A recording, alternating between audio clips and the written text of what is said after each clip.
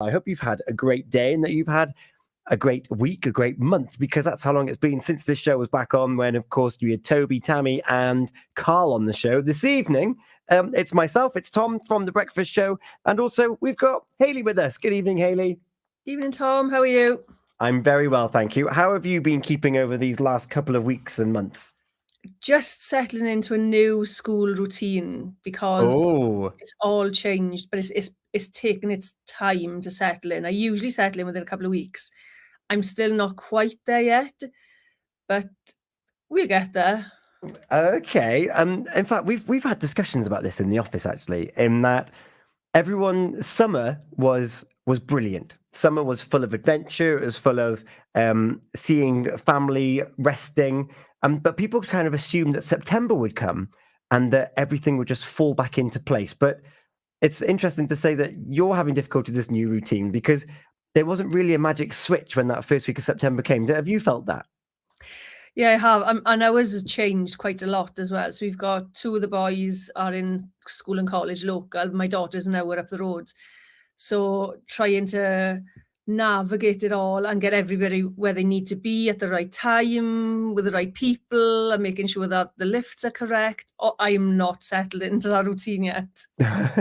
And in fact, we're going to talk a little bit later on about evaluating our life, because today is Evaluate Your Life Day. But we do love referencing a national day on this show, whether we love it or hate it. But they do serve as helpful reminders, don't they, of actually taking stock of something. Yeah, I think that's what we've said all along, isn't it? I'm not particularly keen on national days or international days. However, I can appreciate how they do remind people, and they do get people talking and doing things that possibly we wouldn't do normally. Mm-hmm. So that's something that we're going to take a look at a little bit later on. Also coming up on the show, we're going to be looking at signs and symptoms of glaucoma towards the end of the show, with a little bit about signs and symptoms. So if you are concerned, there's information about what to look out for and also where to go should you have those concerns. Before that as well, Hayley, you caught up with Professor Green. I did, yeah. It was really good, actually. I was really nervous. He was lovely. He was a proper little sweetheart, wasn't he? And this isn't a Professor Green that you would expect on a Healthy Minds program. It wasn't actually someone in a white coat talking about, oh yes, well the covalent bonds here. No, Professor Green, as in the rapper.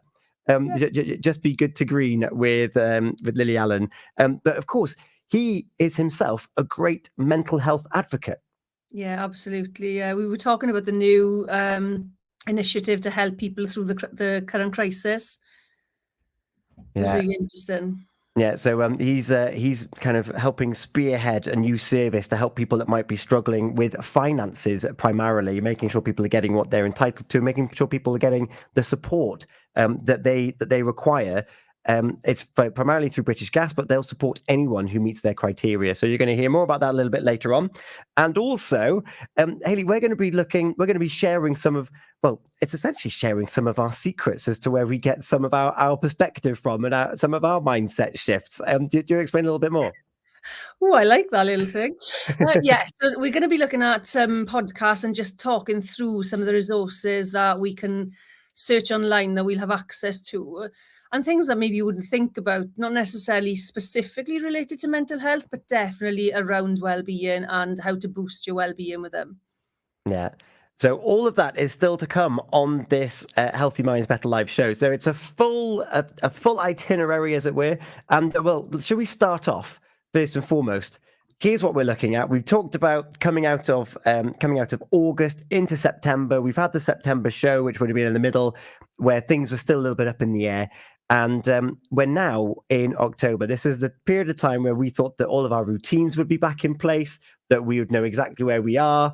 But actually, we're back in work, but are we feeling grounded and centered in our workplace? So, Hayley, we're going to spend a bit of time this evening talking about well-being in the workplace primarily. Yeah, it's been a conversation I've had quite a lot, actually, this last probably 6 to 8 weeks since kind of things have settled down and children go back to school. Obviously, it's winter time or coming into winter time, so people are feeling physically unwell. but we are more likely to put effort into looking after ourselves physically than we are mentally and emotionally. So yeah, it's been a lot of conversations around that. Yeah. So give us a flavour then as to what some of the conversations you've been having in relation to workplace well-being. Partly one I had this week was around sort of people understanding effective well-being practices. So whereas you've got organisations who have initiatives in place and they're quite satisfied with those initiatives and they don't really do anything outside of those initiatives, you have often the staff saying, it's a tick box exercise, it doesn't work, I wouldn't use that service. So there's a little bit of a conflict between what the organisation think is happening with their wellbeing initiatives and actually what the staff or how the staff are using them and viewing them. And that's been a conversation I've had for a long time, but it's one I've had over the last couple of days again.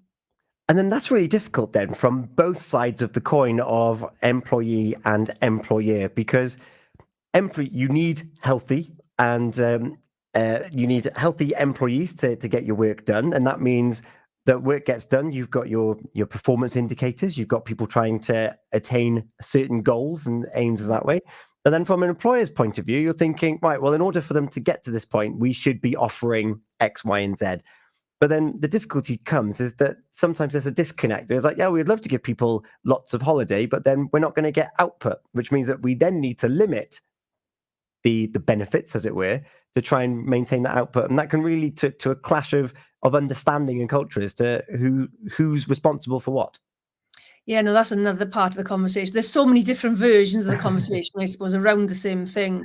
But that's another one where we have some staff who think that it's the employer's responsibility, and the employers now are taking on the responsibility, but I'm not too sure they're doing it in a way that's effective for actually improving well-being.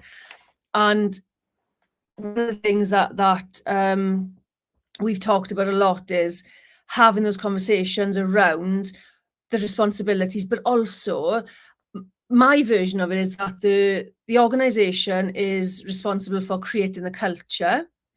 The individual is responsible for their own well-being and how they act, their behaviours, their choices, their lifestyle, how they are in work, communication.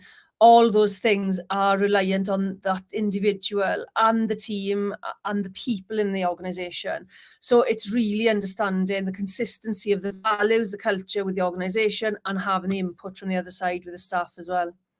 Yeah. Before we go any further, if you are someone who is in employment or you employ other people, I would be very grateful to hear your views on this and who is responsible for what. How does it work in your workplace? What have you instigated, and what feedback have you found has worked most effectively? Because I think that's the key thing here, Hayley, isn't it? Is what's effective. If you're going to do something, let's make sure it actually brings a positive return, isn't it?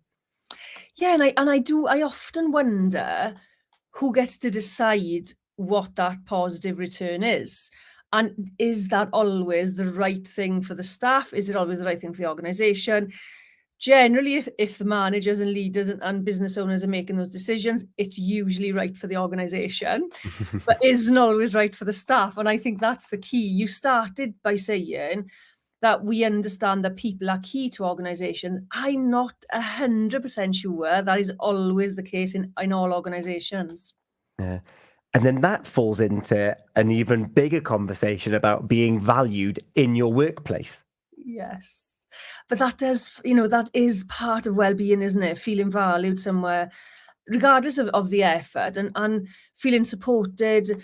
So having, as I suppose I said, is having that culture of not sort of talking around mental health in a negative way, being able to have open discussions about well-being, but then supporting that person to be the best version of themselves equally. And we mustn't forget that, is that the member of staff is accountable for the actions they take as well. And I think striking that balance can be a challenge, but definitely possible. Yeah. And of course, although we're all very similar, we are very different and unique. And depending on different circumstances that we're in, it can be a very tough balance to strike, making sure that you do have a harmonious team because we are all different. We are. And differences bring challenges. Similarities will bring challenges as well. People who are too alike, that will bring its own challenge. So I suppose, if the organisation has brought the right team together, the balance is struck already. That doesn't always pan out, does it? You think you've got the right balance, and then somebody comes into the organisation and they're not quite what you thought they were. So that really rocks the balance of the team. And there's lots of variables when it comes to well-being. When you're looking at so many people, the organisation, clients, customers, stakeholders, there's a lot to balance there. Mm-hmm. And of course, all job roles are so different. Someone who works remotely from an office where they're kind of left to their own project management is very different to the likes of a teacher, for example, where you've got to be in your class and you're there in front of all of these students every day. And then you can, well, I was about to say, and then you switch off. But switching off is in and of itself a challenge if you're in any workforce. Yeah, absolutely. And in today's climate as well, I think we are so, in work and at home, we are really overstimulated constantly. And I understand it in work. There's so many things you have to do in work. You have to achieve your target. You have to be meeting clients, having meetings, all those things that are necessary in work. And with teachers in general, 20 to 30 children, that's a task and a half. But I don't know, I don't know if we've got it right with well-being. I don't know if we are at the right place with well-being. I think we're better than we were, but we need to be better, I think. And so, go on then. What kind of advice or suggestions have you been giving to the people that have been coming to you saying, I'm feeling overwhelmed, I'm not feeling valued? Where can we start unpicking how we're feeling in work? I read an article recently that stated that you should work on your well-being outside of work. And I was quite offended by it, actually. Yeah. I don't know why yet, but I was really offended by it, and I took a bit of time to think about it. Because actually, well-being, it needs to be worked on everywhere. Because if you are going into work and you're stressed and you're buying into that stress and investing in that stressful situation, then leaving and trying to sort it out at home, to me, it doesn't make sense. So it's about learning those well-being practices that work for you. It's no good me telling you this is going to work for you, because as you said earlier, rightly, everyone's different. Being able to understand what it takes to make you feel better, what it takes to make you feel calm, how you act under pressure, what do you need when you are under pressure, all those kinds of things. For me, it's about empowerment. Empower the person to understand themselves, and they will take the right actions for themselves. But I feel like that is often missing. And like that article, that headline is quite staggering, because you spend a third of your day in the week at work. So how can you just you just switch off your human side and just become an output machine? That's unrealistic, surely. Well, after I calmed down, after the first time I read it, I reread it. But I do remember a time when, sort of going back when I was 17, right the way through before becoming self-employed, where you used to leave your problems at the door and then pick them up on the way out.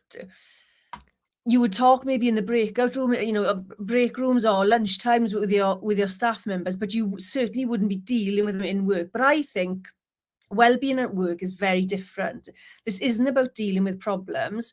It's about implementing the right skills, the right resources, and taking the right actions in order to be well while you're doing your job to the best of your ability. Okay.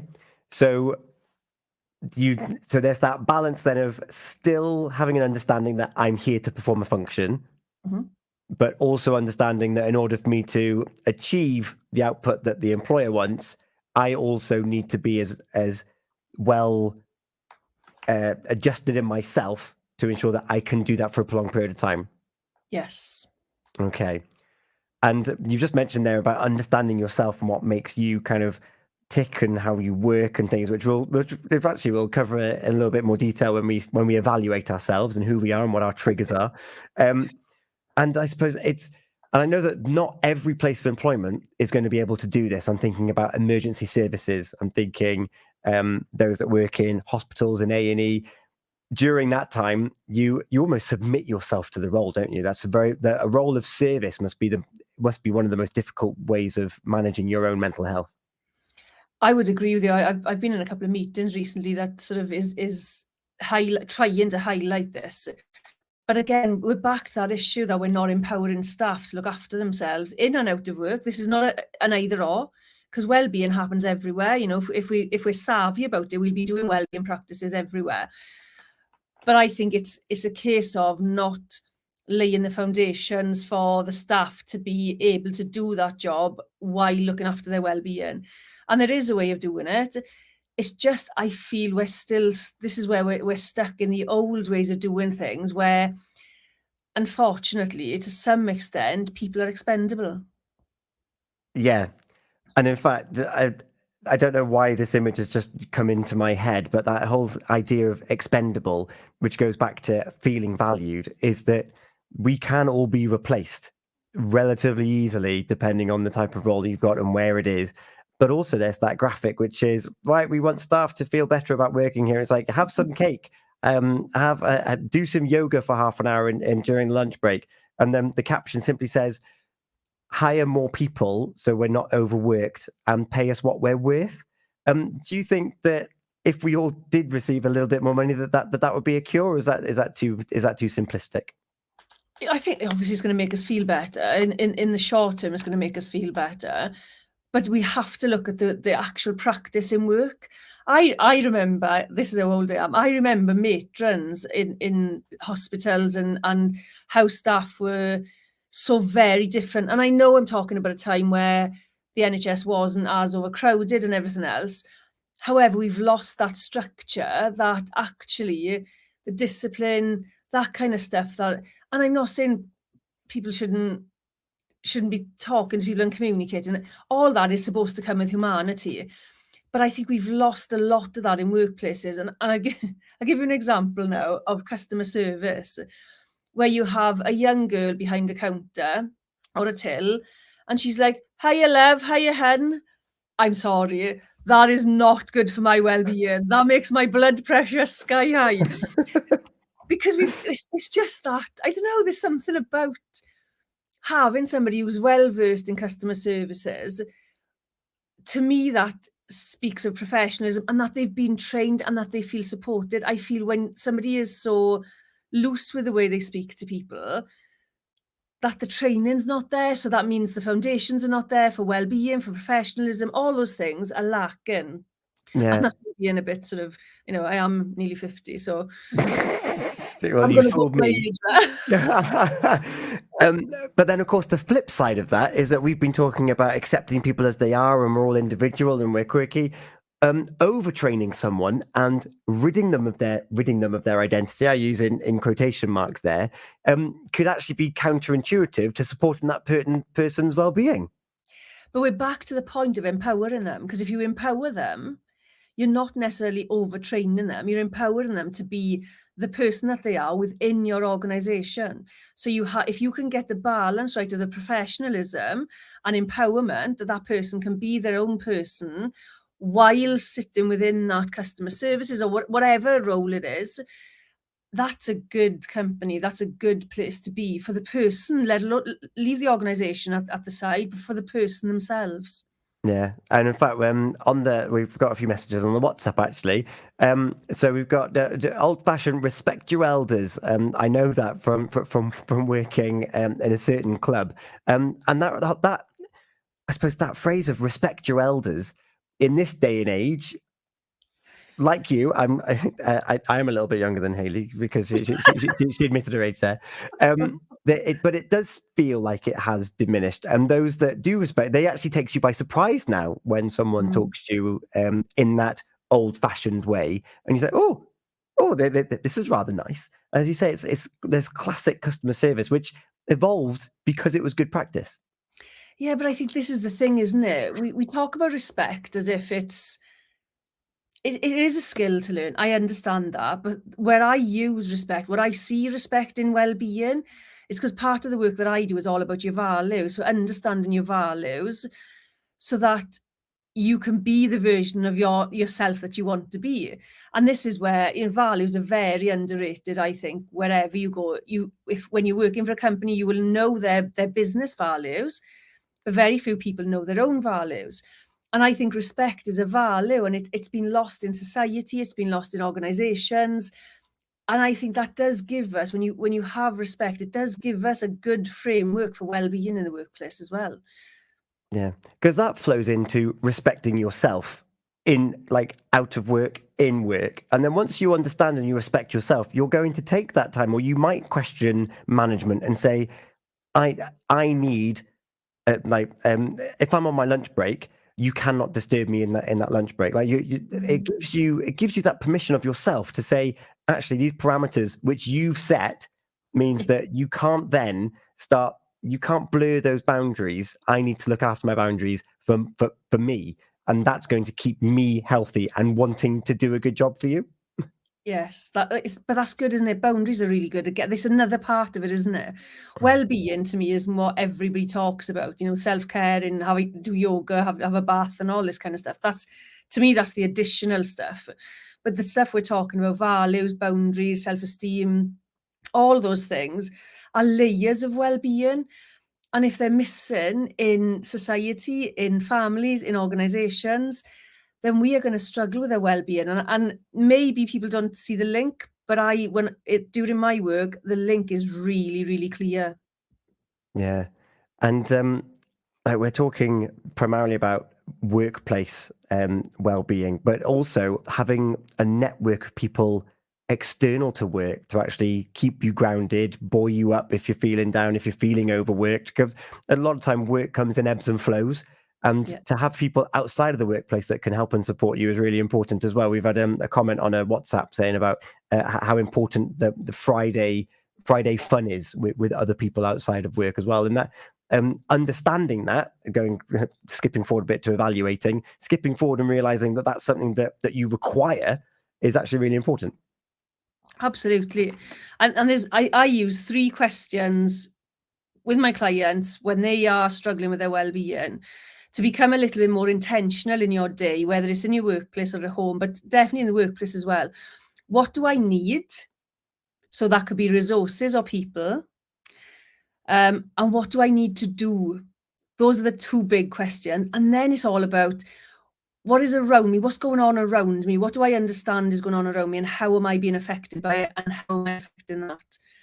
So those 3 questions give you the kind of the knowledge you need to know to understand what you need to do and what you need to get in for yourself to support yourself as well. Yeah. What I like about those questions is that it brings the onus onto the individual. What do I need? And I need this. The second question isn't what can they do about it? It's what can I do about it? Who do I need to approach? What resources are there? And it brings the onus onto you. And of course, having that ownership means that when an outcome does come through, you've got that pride element then of, I've actually instigated this as well. Absolutely. And think about having an empowered person who feels like that, combined with a really good culture where there's no stigma, there's no discrimination. The way that they talk about well-being is open, and the culture is still productive. But combine the 2 of them, where you've got that member of staff who is looking after themselves and the organization who is creating that culture, you have a pretty good workplace, I would say. I think so. And in fact, I've got a resource here from Mind. They've got different resources for different organizations. And they've got one here, which is how to promote well-being and tackle the causes of work-related mental health problems. And it is geared kind of towards the employers more than the employees. But they say 60% of employees say they would feel more motivated and more likely to recommend their organization as a good place to work if their employer took action to support mental well-being. So if over half your workforce aren't promoting you because they don't think that your workplace practices are supporting them, then your organization is going to stay quite stagnant because you're not going to get good flow of workers in anyway. And go on in. Well, I was just gonna say that if we put more focus on well-being in the workplace now, I think recruitment would be easier. I'm seeing a lot of organizations who are struggling with recruitment. And one thing you can improve is the well-being. And if you start that at recruitment, rather than wait until there's a crisis, then you have a flow of well-being practices right throughout your organisation. And you have the staff that you're looking for. You have the staff that want to be there, and you have a place that people want to be. Yeah. And what a lovely place that is when everyone's singing off the same hymn sheet. They know where they stand. They know they're respected. They know processes and procedures. They know what the hierarchy looks like. Just knowledge in and of itself and transparency can be a marvelous tool of increasing well-being because everyone knows where they stand. Yeah, absolutely. And resource-wise, if you've got things that you can reach out and use while you're stressed or whatever they may be, whether it is books, whether it is podcasts, as we're going to talk about later on, whether it's having someone to speak to or whatever that looks like, that is a benefit to anybody who is struggling. Yeah. And if you're in a workplace and you are struggling, find out who the relevant person is. This goes into values and that overcoming barriers. And try and have a one-to-one conversation with them and explain to them, and this is where it can get difficult, but in a non-judgmental way, here's how I feel in this workplace. It's like that your experience might not be reflective of those of your co-workers as well. So that's an important thing to bear in mind. But try and get them to open up their eyes and think about their policies and the work environment that they're in and see what's actually happening and lead by example. So if you're taking a well-being walk in the middle of the day, right?